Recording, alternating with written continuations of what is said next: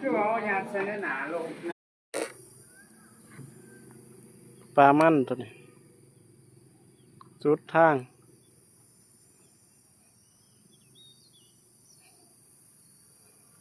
สุดปลูก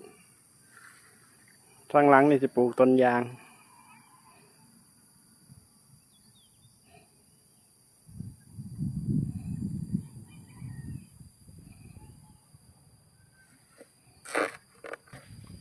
ขุดหลุมไว้แล้วแต่ยังไม่ทันปลูก